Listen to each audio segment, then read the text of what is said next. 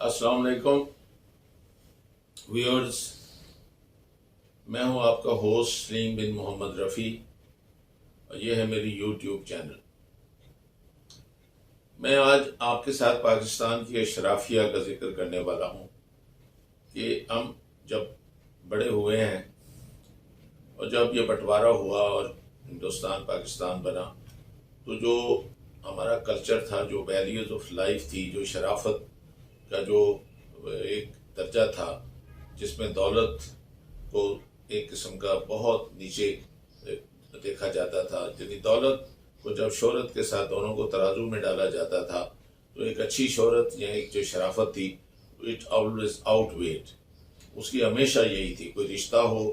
کوئی کسی کے ساتھ ہمسایہ ہو، کسی کو زمین بیچنی ہو، لینی ہو، لین دین کا سودا کرنا ہو، تو یہ سب سے بڑا امپورٹنٹ جو کرائیٹیریا تھا کہ وہ اگر شریف آدمی ہیں تو ٹھیک ہے، ہمیں منظور ہے ان کے ساتھ کہ رشتہ استوار کریں، دوستی کریں، یا وہ ہمارے ہمسائے میں آئیں، ہمارے سے زمین لے لیں، بھینس لے لیں، گھوڑا لے لیں۔ تو یہ یعنی شرافت تھا۔ بٹوارے کا جو سب سے زیادہ نقصان ہوا کہ وہ جو لوگ جو بالکل پاپڑ تھے، جن کے پاس کچھ نہیں تھا، وہ جھوٹ بول کر اور انہوں نے وہ جو ہندو یہاں اپنی بڑی بڑی جو اپنی کوٹھیاں، زمینیں، جائیدادیں چھوڑ کر گئے تھے، انہوں نے ایک اس پہ قبضہ جما لیا، اور وہ جن لوگوں کا حق تھا جو وہاں سے ہندوستان سے اجڑ کر آئے تھے اور جن کے پاس کچھ نہیں تھا، انہوں نے بھی یہی کیا، لیکن سب نے نہیں کیا۔ بہت سے اس میں سے جو شریف لوگ تھے وہ ان کو کچھ نہیں ملا، وہ اگر ملا بھی ہے تو ان کو اپنی جائیداد سے کم ملا ہے۔ لیکن جو چلاک تھے، جو جھوٹ بول سکتے تھے، جو منافق تھے، جنہوں نے اس سے موقع سے فائدہ اٹھایا، انہوں نے ایک زلزلہ جو تھا نا وہ 1947 میں آیا کہ اسی گلی میں جہاں آپ پلے تھے اور جہاں آپ کی شرافت کی وجہ سے لوگ آپ کی عزت کرتے تھے اور آپ کا کوئی ایک درجہ تھا، وہ مقام، وہ یکدم وہ بدل گیا اور وہ لوگ اوپر آ گئے اور ان کی عزت ہونی شروع ہو گئی، جن کے پاس 8-10 کنال کے ہندوؤں کے انہوں نے کوٹھیوں پہ قبضے کر دیے، زمینوں پہ قبضے کر دیے، ناجائز قبضے کر دیے ظاہر ہے، اور وہ ایک دم سے جو امیر ہو گئے۔ نہ ان میں تعلیم تھی، نہ ان میں یہ ایمان تھا، نہ وہ سچ بولنا چاہتے تھے۔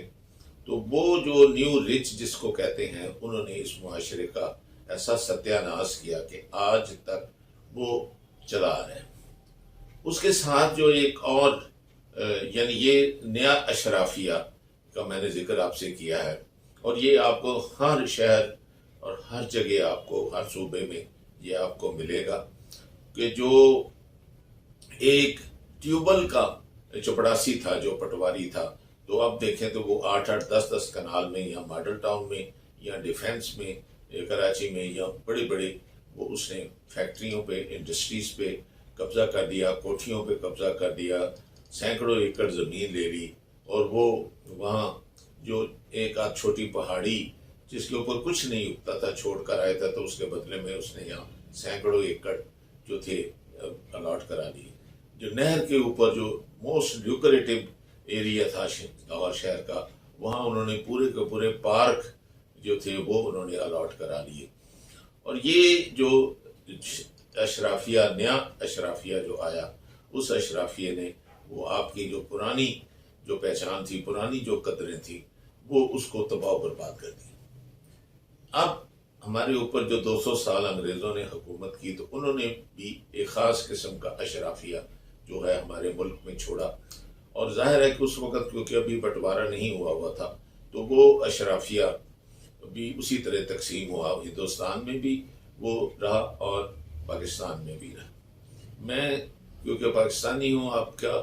ساتھ آپ کا بھائی ہوں، تو میں پاکستان کا ذکر کروں گا، اور جو میں ایک چھوٹا سا ویڈیو آپ کو دکھاؤں گا تاکہ آپ کو احساس ہو کہ ہمارا جو انگریز نے اشرافیہ جو یہاں چھوڑا وہ کیا تھا اور کہاں ہے، اور وہ کس طرح سے اس ملک کے اوپر مستقل جو ہے وہ حکومت کرتا آ رہا ہے۔ اسی قسم کی غدارانہ خدمات کے لیے انگریزوں نے نونوں، پنڈ دادن خان کے کھوکھروں، جودھروں، گھیبوں، خانوں، مکھڈ شریف کے پیروں، آوانوں، کالا باغ کے نوابوں، عیسیٰ خیل کے نیازیوں اور کئی دوسرے سرکردہ خاندانوں کو عزت، خطاب، وظیفے اور وسیع جاگیریں عطا کی۔ اور ناظرین کرام، بات یہی تک ختم نہیں ہوتی۔ برِ صغیر میں قدم جمانے کے لیے انگریزوں نے یہاں کے وڈیروں، جاگیرداروں، نوابوں، شہزادوں، سول، پولیس اور آرمی سروس کے ممبران پر مسلسل نوازشات کے ذریعے وفاداری یقینی بنائی۔ اس کا نتیجہ یہ نکلا کہ انگریزوں کے منظور نظر یہ افراد ایک تو عوام کو قابو میں رکھتے تھے، پھر انگریزوں نے ان لوگوں کو یہ ترغیب دی کہ یہ اپنے بچوں کو پڑھائیں، کیونکہ یہ لوگ ایک طویل عرصے سے انگریزوں کی خدمت بھی سر انجام دے رہے تھے اور وفاداری کے لحاظ سے بھی قابل اعتماد تھے۔ اس لیے انگریزوں نے ان کے بچوں کے لیے خصوصی تعلیم کا بندوبست کیا اور ان کے لیے چیفز کالج جیسے کئی ایلیٹ تعلیمی ادارے کھولے۔ ملٹری اور کیڈٹ کالجز اسی دور میں متعارف کرائے گئے اور ان ایلیٹ تعلیمی اداروں میں سرداروں، جاگیرداروں اور نوابوں وغیرہ کے بچوں کو مفت تعلیم دی جاتی تھی، بلکہ انہیں چھوٹی ہی عمر میں ان اداروں کے نرسری برانچز میں داخل کیا جاتا، جہاں انگریز آیائیں ان کی تربیت کرتی۔ بلوچ سرداروں میں مری، بگٹی، مزاری اور دیگر اہم قبائل کے بچوں کو بچپن میں ہی داخل کر دیا جاتا تھا۔ شیر محمد مری، محمد اکبر خان بگٹی، میر بلخ شیر مزاری اور میر شیر بار خان مزاری وغیرہ کو اسی پالیسی کے تحت تعلیم دی گئی، بلکہ انہیں اعلیٰ تعلیم کے لیے انگلینڈ بھی بھیجا گیا۔ ایسے لوگوں کو تعلیم دینے سے انگریزوں کو دو اہم فائدے ہوئے۔ ایک تو ان لوگوں نے انگریزی پرچم اپنے اپنے علاقوں میں بلند رکھا اور انگریزوں کو کسی قسم کی بغاوت کا خطرہ نہ رہا۔ دوسرا فائدہ یہ ہوا کہ اس دور میں تحریک آزادی زور پکڑ رہی تھی اور یہ لوگ تحریک آزادی کے سخت مخالف تھے، مگر انگریزی اسکولوں کے تعلیم یافتہ یہ نواب زدگان انگریزوں کا آخری سہارا تھے، اور انگریزوں نے بڑی چالاکی کے ساتھ انہیں تحریک آزادی کے سرکردہ رہنماؤں میں شامل کر دیا۔ ناظرین کرام، آپ لوگوں کو یاد ہوگا کہ پاکستان بننے کے بعد قائد اعظم نے یہ فرمایا تھا کہ میری جیب میں صرف کھوٹے سکے ہیں،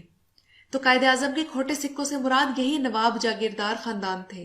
جنہیں انگریز نے بڑی چالاکی کے ساتھ مسلم لیگ میں شامل کروایا،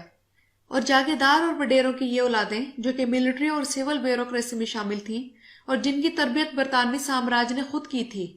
یہ یونینسٹ پارٹی کے پلیٹ فارم سے پاکستان کے بننے سے چند سال پہلے مسلم لیگ میں شامل ہوئے اور اپنی جاگیروں اور زمینوں کے تحفظ کے لیے اور اپنے استحصال کو قائم رکھنے کے لیے ملک کی سیاست میں گھس آئے۔ ایسا کرنا ان کی مجبوری بھی تھا اور ضرورت بھی، اور تب ایسا انہوں نے اس لیے بھی کیا تھا تاکہ انگریزوں کو اپنی وفاداری کا مکمل طور پر یقین دلا سکیں۔ برصغیر کا نہری نظام انگریز نے ریونیو حاصل کرنے کے لیے بنایا، اور ریلوے لائن بچھانے کا مقصد یہ تھا کہ افغانستان تک فوجی ساز و سامان پہنچایا جائے۔ ایک وہ اشرافیہ تھا جو بٹوارے کے بعد یعنی دھوکہ دہی سے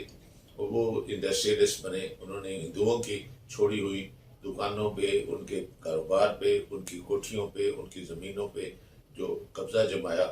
تو اب وہ ایک دم سے ایک احساس کمتری شرفاء میں ہوا کہ دولت جو ہے چاہے وہ کیسے حاصل کی جائے، جھوٹ بول کر کی جائے یا دھوکہ دے کر کی جائے، وہ ایک معیار بن گیا 1947 کے بعد۔ اب ظاہر ہے کہ منی میکس دا میر کو جن لوگوں کے پاس یہ نودولتیوں کے پاس اس طرح سے جھوٹ بول کر حرام کی ان کے پاس یہ دولت آ گئی، انہوں نے پھر معاشرے کے اندر جو پھر تباہی مچائی، وہ شریف لوگ بس آہستہ آہستہ پستے پستے نیچے جاتے جاتے جاتے جاتے کئی علاقوں میں تو وہ ان کا نام و نشان ہی مٹ گیا۔ تو جب ہم نے اس طرح کی چیز ہونے دی اور اس کے اوپر کوئی چیک اور بیلنس نہیں ہوا، اور انہوں نے جھوٹ بولنے کے کئی طریقے نکال لیے کہ جی وہ جو وہاں چھوڑ کر آئے ہیں ان کو یونٹس میں کنورٹ کر لیں، اور پھر جو چلاک لوگ تھے انہوں نے پٹواریوں سے مل کر انہوں نے ان لوگوں کے ساتھ جو کہ تقسیم کا جو ادھر جو چھوڑ کر آئے تھے اس کے عوض دینا تھا، اس کو وہ یونٹ بیچے، اور وہ لوکل لوگ بھی تھے اس لوٹ مار میں شامل ہو گئے اور انہوں نے کیا۔ اب دوسرا اشرافیہ کا ذکر میں اس ویڈیو میں آپ کے ساتھ کرنے لگا ہوں، اور یہ زیادہ خطرناک ہے اس پہلے بھی اس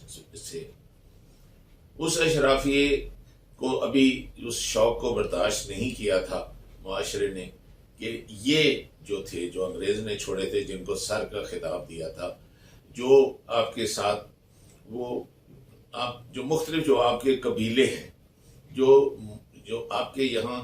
جو بڑے بڑے لوگ جن کے پاس ہزاروں ایکڑ زمین ہے، ان کے ہزاروں ایکڑوں کے فارم ہیں، ان کے پاس بہت بڑے لیوکریٹو بزنسز ہیں، بڑی بڑی وہ پوسٹوں پر ہے، وہ ان کو انعام کے طور پر انگریز نے دیے تھے،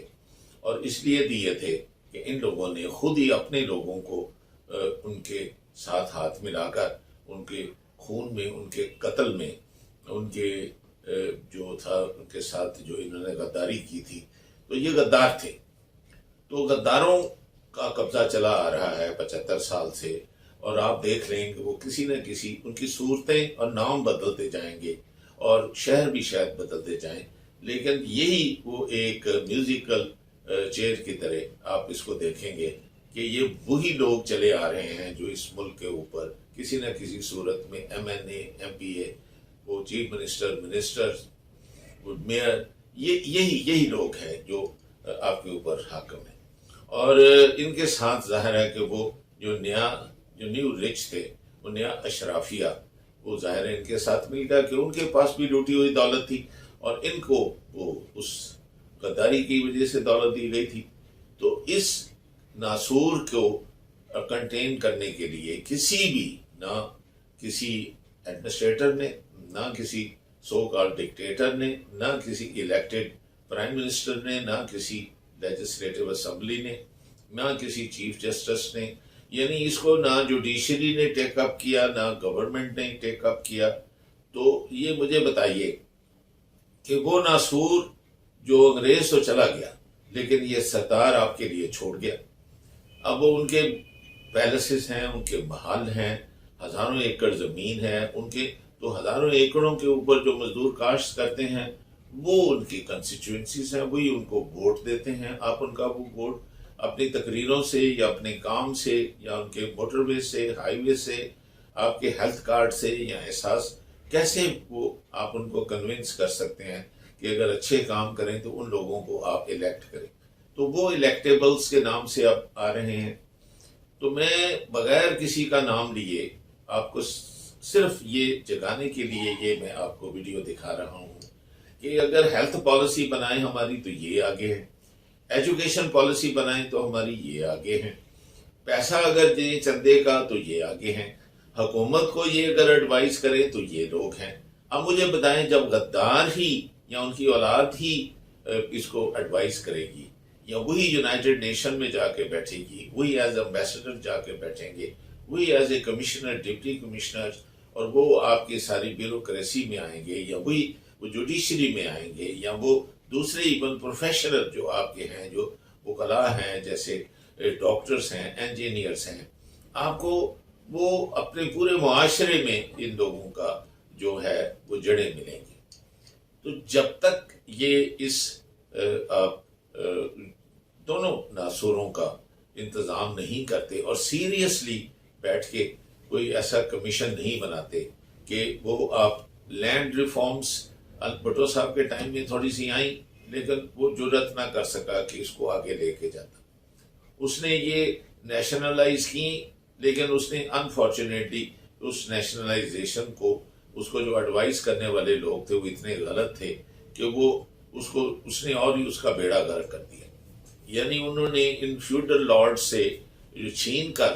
اور ان لوگوں کے قبضے سے لے کر چوروں کے قبضے میں دے دیا، کیونکہ گورنمنٹ میں اتنی کیپیسٹی نہیں تھی، ان کی جو بیوروکریسی تھی، ان کے جو لوگ تھے وہ ٹرینڈ ہی نہیں تھے کہ اس طرح کے دھوکہ دے کر چلا کر اس کو وہ اس طرح منافع کما کر دے سکتے۔ تو رزلٹ کیا ہوا کہ وہ ایکچولی نیشنلائزیشن فیل نہیں ہوئی تھی،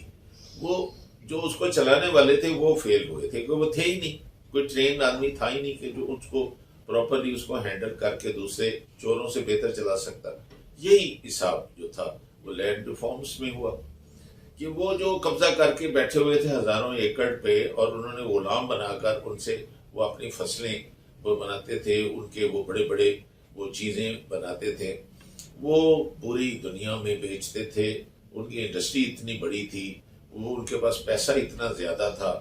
تو وہ الیکشن پہ بھی پیسہ لگا دیتے تھے، وہ حکومت چلانے کے لیے چندہ بھی دے دیتے تھے، وہ باہر جانے کے لیے اپنے بچوں کو وہ بڑے سے بڑی جگہ پر آکسفورڈ، کیمبرج، ایچسن کالج ان میں پڑھا کر ان کو وہ دوسروں سے وہ کئی میل آگے بھی لے جاتے تھے۔ تو جب تک آپ معاشرے کے یہ دونوں ناصور جو نیو رچ جو 1947 میں بنے تھے اور جو چلے آ رہے، جس نے بیڑا غرق کیا کہ اس نے شرافت کو قبر میں دبا دیا اور اس نے یہ نیو رچ جو ہیں یعنی دولت کو آگے لیا. وہ پرانی مثال تھی کہ دولت تو کنجروں کے پاس بھی ہوتی ہے. تو اب میں اس لفظ کو، کیونکہ یہ خاصا سخت لفظ ہے لیکن اس کو استعمال نہیں کرنا چاہتا، لیکن جب اب ہمارا معیار ہی دولت ہے کہ مرسڈیز اس کے پاس ہے، اس کے پاس کتنی پجاروں ہیں، اس کے پاس کتنی گاڑیاں ہیں، ان کے گھر میں ملازم کتنے ہیں، ہماری بچی یا بچہ جائے گا تو عیش کرے گا اور اس کو وہ کیا جاب اچھا دلوا سکیں گے، یہاں نہیں تو کیا ورلڈ بینک میں یا یونائٹڈ نیشن میں یا امبیسڈر یا اس کو ایم پی اے یا کونسلر یا میئر بنا سکیں گے. تو آپ مجھے بتائیے کہ اس کے اندر آپ انصاف کی باتیں کریں، اور اگر آپ ریاست مدینہ کی باتیں کریں، آپ بنیادی جو چیز ہے جو کہ انتہائی مشکل ہے کیونکہ وہ اس کو 73 سال ہو چکے ہیں، وہ تنا جو ہے وہ اس قدر مضبوط ہو چکا ہے، اس کی جڑیں جو ہیں اتنی نیچے زمین میں جا چکی ہیں کہ اس کو اکھاڑنے کے لیے بڑی طاقت چاہیے، بڑی ول پاور چاہیے، بہت بڑے جو ہے آپ کا ڈٹرمنیشن چاہیے. وہ ایک آدمی کا یا چند لوگ جو اس کے ساتھ ہیں یہ ان کا یہ کام نہیں ہے. یہ تو قوم کو جگانا پڑے گا، اور قوم کو آپ جگا نہیں سکتے کیونکہ یہ آپ کی ڈیسٹنی کو ڈیسائیڈ کر رہے ہیں. اب میں نام لیے بغیر آپ کو بتا دیتا ہوں کہ انہی کی اولاد نے پہلی ہیلتھ اور پہلی وہ جو ایجوکیشن پالیسی تھی اس کی بنائی تھی. اور وہ جب انہوں نے یہ ایجوکیشن پالیسی ہی انہوں نے بنائی، اور وہ ایک مائنورٹی گروپ ہے جس نے، تو یہ میں نہیں کہہ رہا کہ وہ جن کو سر کا خطاب دیا گیا یا یہ جائیدادیں زمینیں دی گئیں وہ صرف وہ مائنورٹی گروپ کے ہی لوگ تھے. وہ اس میں ماشاءاللہ جو میجورٹی گروپ جو پاکستان میں ہے وہ بھی اس میں آگے تھا اور ہے اور چلا آ رہا ہے،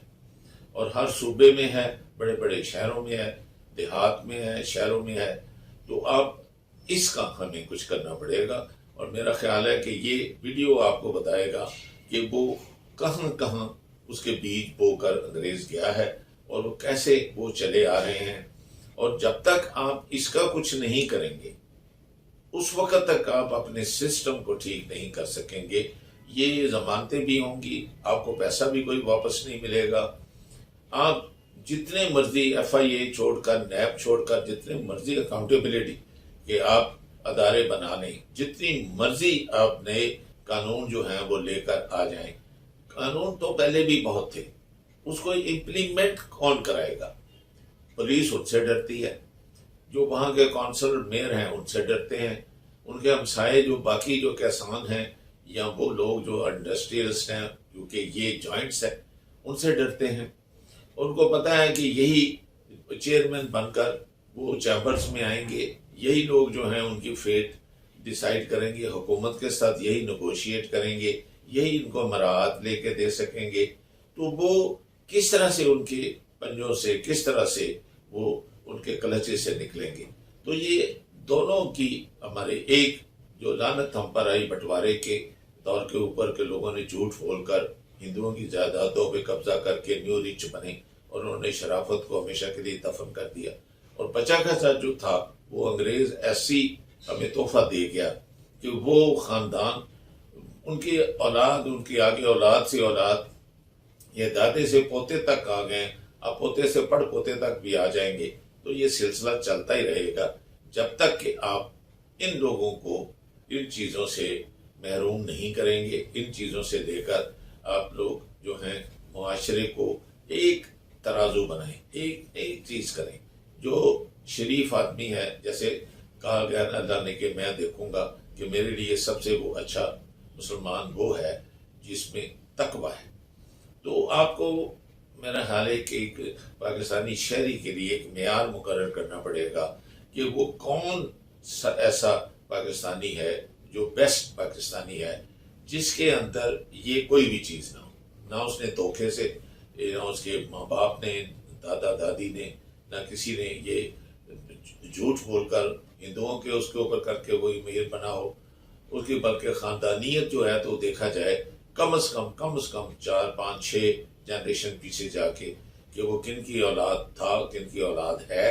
اور وہ شرافت جو تھی وہ ہے اس میں یا نہیں ہے،